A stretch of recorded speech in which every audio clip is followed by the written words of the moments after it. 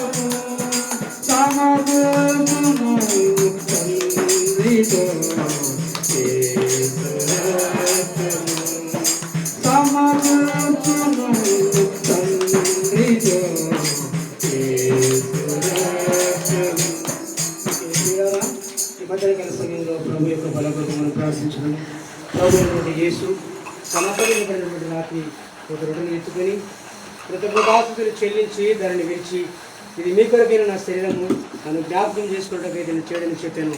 ఆ ప్రకారమైన ఒక పాత్రను ఎత్తుకొని, ఇది నా క్రొత్త నిబంధన యొక్క రక్తము, దీన్ని త్రాగు పర్యంతము బోధిగంతముల వరకు నాకు సాక్షులై ఉందని చెప్పి ఉన్నాడు. మీకు ప్రియులారా, కాబట్టి ఎవడైనా అయోగ్యముగా దీన్ని తీసుకుని ఎలా వాడు మరణానికి లోనవునని వాక్యంలో రాయబడింది. కనుక ప్రతి ఒక్కరూ కూడా యోగ్యంగా మన పాపాలు విడిచిపెట్టి ప్రభువును మనం వేడుకొని శుద్ధీకరించబడి పరిశుద్ధమైన తలంపులతో దీన్ని పరిశుద్ధంగా తీసుకున్నట్టుకు పూనుకుందాము.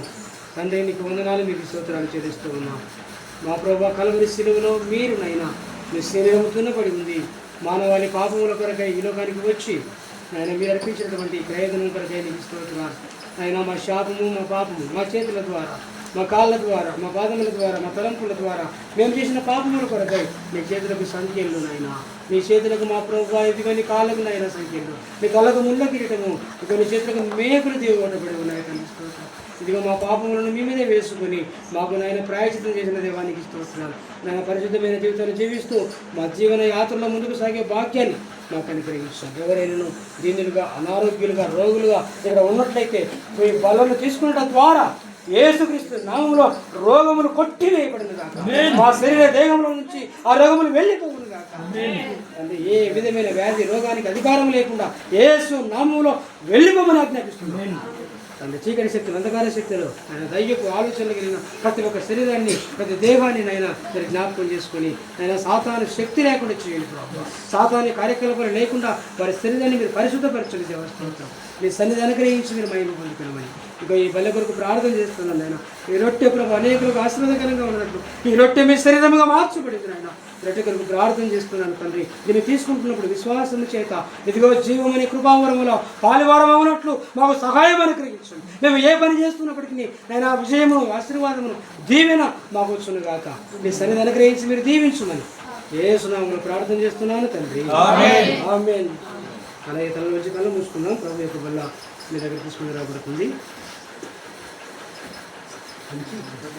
ఇది క్రీస్తు శరీరము విసరబడెను ప్రభు కాల్వరిలో, ప్రేమ సాత్యమను చెరగొట్టెలో.